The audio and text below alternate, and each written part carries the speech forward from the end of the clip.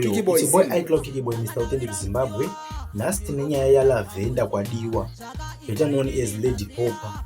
Lady Popper muimbi ane mukurumbira akazvarwa mugore ra1997 musi wa15 July akadzidza paEllis Glade. Anozokwanisa ake kupedza O level mushure mekunge aitiswa mwana anonzi Nojo Fire, King of Danzo wekuchitungwiza kuStreet 1. Lady Popper akatanga zvekuimba achiri kuchikoro, akazoimba song yakazomuisawo paSpotlight yeparidhimu rinonzi Manika Baseline raCatch Lips naDola Geta rakarekoderwa kuno kwaMutare kuna Banga. Ndiye akaimba song yekuti dairai zvemarasta, song yacho ndeiyo.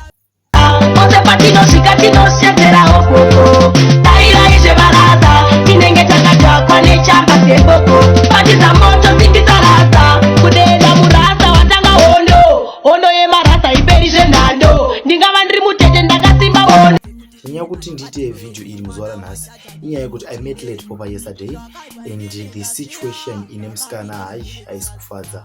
Haina kuzi ndine mamwe maartist akazoti aiwa mukomana madii mamboitira musikana video muchikumbirawo rubatsiro, hanzi musikana ako dai angaendawo kundiye because situation yaari yacho.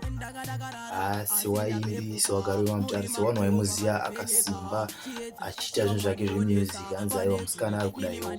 Handizivi kuti munomona sei. Ndiye futi akaimba song iyi.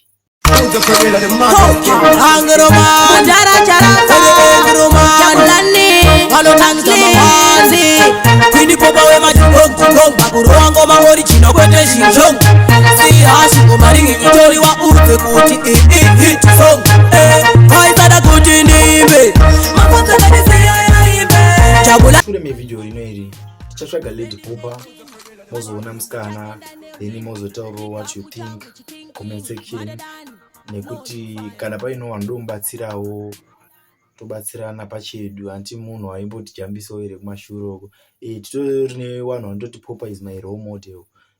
Mr. Authentic, chimwe chakere bede.